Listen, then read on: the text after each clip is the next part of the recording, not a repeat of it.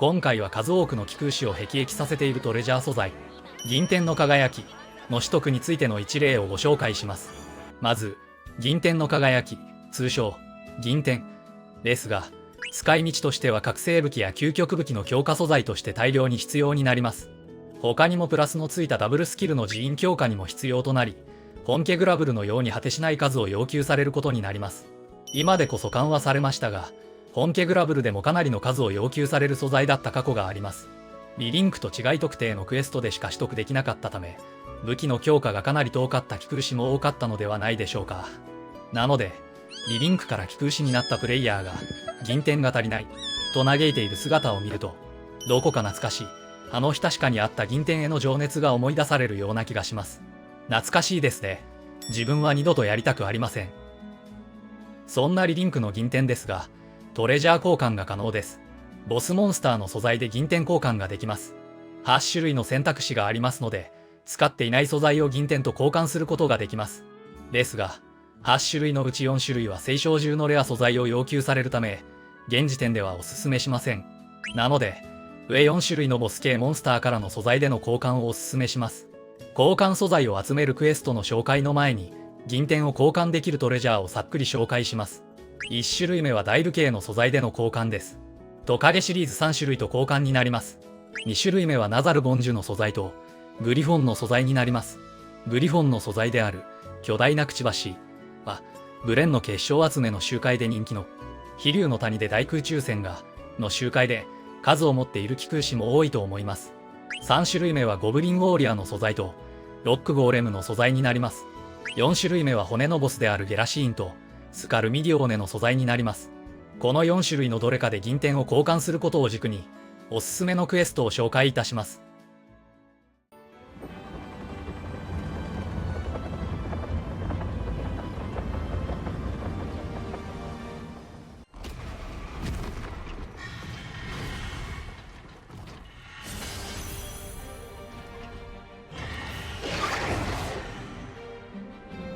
はじめに難易度クラウド、恐怖の視線と呪詛の骨です。ゲラシーン1体とナザル・ボンジュ2体の多頭クエストになっていて、銀天交換素材である赤熱した大戦譜が狙えます。難易度 PROUD の多頭討伐シリーズの一つで、かなりのはちゃめちゃが押し寄せてくるクエストです。発売から1週間程度ではまともに周回できるクエストではなかったのですが、究極武器が溢れた今ではかなり周回しやすくなっています。赤熱した大戦譜は、1回の周回で3つほど入手できます。サブミッション達成時やドロップが多い時は4から6個ほど回収できます。また、ナザル・ボンジュの討伐もしているため、銀天交換素材に使える氷結したマガンも入手できます。そして、そもそも銀天が抽選対象になっているので、銀天も狙えます。その他、強化素材として銀天以上に数を要求される X マテリアルが確定で3個入手できます。10分以内にクリアのサブミッションが達成できれば、ブレンの結晶、台も回収可能です。奥義を6回以上発動させるを達成できると、赤熱した大旋風を追加で入手できます。ですが、素材はドロップで期待しているので、サブミッションである奥義を6回以上発動させるを無理に狙う必要はありません。副次的なものも回収できるため、この後に紹介する次のクエストを回さなくても美味しいクエストである可能性があります。戦力としては、可能であれば覚醒武器及び究極武器の3段階目まで解放できていると不足なく戦えると思います。ですが、複数の武器を強化しようとした場合、大量の銀天が必要になるため、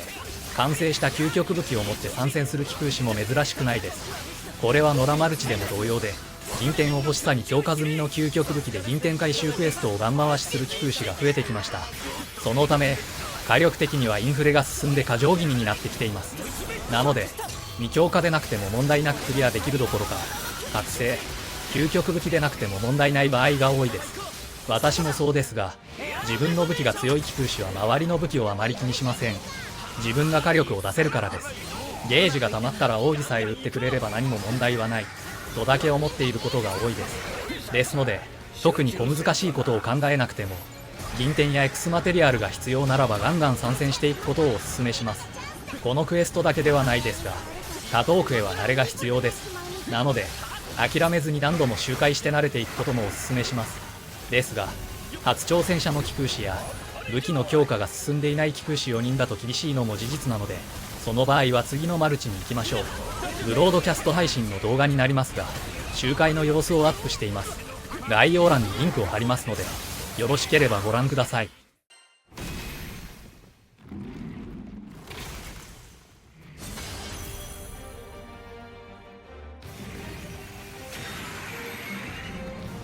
続いては、先ほどの恐怖の視線と呪詛の骨の体のクエストになる難易度プロード下とムクロの共演です。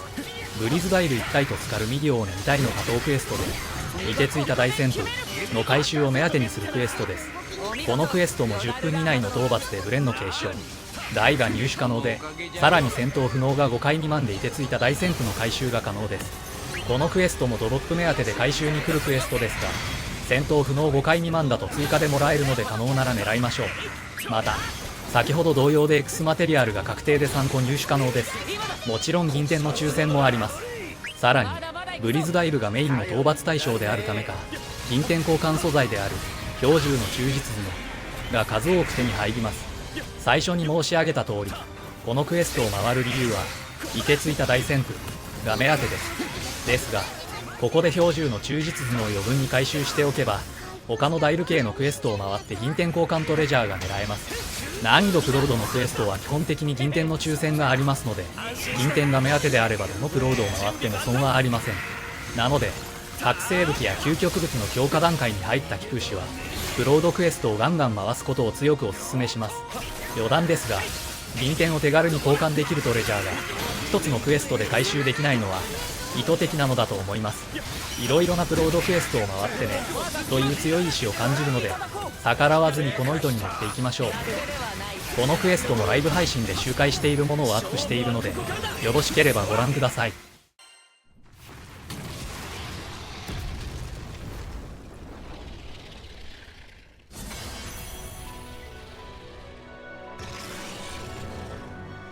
続いてはダイル系素材である円柱の忠実頭脳が目当ての難易度プロード火事場の大騒ぎです。エンシェントドラゴンがメインのクエストですが、フレアダイル2体も同時に出現する多頭クエストです。円柱の忠実頭脳の他には貴族成系クエストのためか、ダメージ上限など攻撃系の寺院が手に入ります。先ほどまで紹介していたクエスト同様で、ブレンの継承ダイヤ X マテリアルが手に入り、銀天の抽選もあるクエストなのですが、円柱の忠実頭脳以外には銀天交換トレジャーが手に入りませんので、副次的な旨味が薄いクエストになっています。その代わりなのかは定かではないですが、エスタス報酬サブミッション報酬を含めて円柱の忠実頭脳が多く手に入りやすいです。銀天交換トレジャー目当てで円柱の忠実頭脳のみ欲しい場合は適切になるクエストだと思います。サブミッションの戦闘不能5回未満達成で円柱の忠実頭脳が追加でもらえますので、可能な限り達成しましょう。しかし残念なことに銀天トレジャー目当てのマルチにおいては一番人気がないようなので、マッチングしないことも多いクエストです。マッチングが難しい場合は素直に諦めて、動画前半で紹介した大旋風を集めることをお勧めします。フルパになりますが、こちらの集会の様子もライブ配信動画でアップしています。よろしければご覧ください。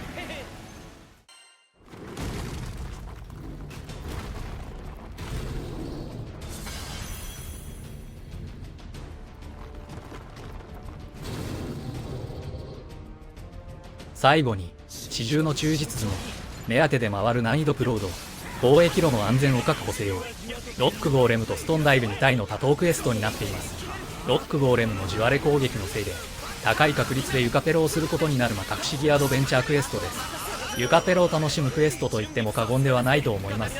報酬に関しては今までのクエスト同様で、ブレンの継承ダイ X マテリアル銀天の抽選があります。目当てである四重の忠実頭脳がサブミッション含めて多数手に入れることができる上に、ロックゴーレムの素材であり銀天交換トレジャーである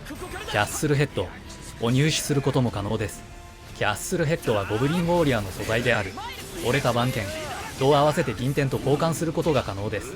ゴブリンウォーリアーの素材である折れた番剣が余っている場合は、このクエストを回ることで銀天交換の種類を増やすことができます。ゴブリンウォーリアーの周回はマニアックの2体討伐に加え、クロードでもグリフォンと一緒の多頭討伐のクエストがあります。このクエストを周回した場合はキャッスルヘッドがそこそこ余ると思うので、合わせて利用してみてください。しかしこのクエストも事故が多いためか、オンラインマルチでは人気のないクエストです。クロード以上のクエストはどれもそうですが、ソロで周回するのは大変なため、可能ならマルチでやりたいのが本音です。そのため人が集まらないと判断したら別のクエストを回していきましょう。今回紹介したクエストは全て銀天の抽選があり、サブミッションの達成などでブレンの継承、台の確保や X マテリアルが入手可能です。これらの素材が欲しい場合は今回紹介したクエストを回ることもぜひ試してみてください。繰り返しになりますが、理想の戦力は覚醒武器か究極武器の強化が3段階以上を割っている武器で回すことが理想です。ですがこれはクロード以上のマルチに参戦するための式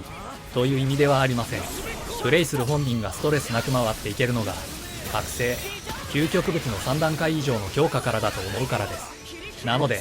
火力を他に任せるのであればスタン武器を持って参戦してくれると火力を出す側はかなり助かります。どれもこれも多頭討伐クエストのためリンクアタックがよく発生します。連続で起きることも珍しくないです。必然的にリンクタイムも狙いやすくなるので、スタン武器での参戦はかなり有用になります。私の NPC もスタン特化で参戦させています。銀天は火力を出すための武器を作るのに必要なのに、そもそも銀天回収クエストへの参戦が強化済みの武器だけと買い出すと本末転倒です。なので火力担当はすでに武器の強化が終わった機空士に任せて、火力を出し切れない機空士はスタン武器での参戦をお勧めします。全ての人類に銀天をゆっくり集める時間なんてあるわけがないので、効率を出すためにも積極的に参戦していきましょう。先ほど同様でフルパになりますが、このクエストの周回の様子もライブ配信動画でアップしているため、よろしければご覧ください。また今更で申し訳ないですが、銀天交換トレジャーはトレジャー登録をしておくと楽です。クエスト選択時に銀天交換に足りない素材を一覧で見れますので、今足りないものを回収できるクエストに向かいましょう。では今回はここまでになります。最後までご視聴いただきありがとうございました。2024年2月17日現在、時々マルチ歓迎の VC なしのライブ配信をしております。先日 VC なしにもかかわらず、まさかのフルパーティーでの集会ができました。参戦してくれた3名の機空士の方にはお礼申し上げます。基本的にはマルチ歓迎で配信をしていますので、時間が噛み合う機空士の方、ぜひ一緒にやりましょう。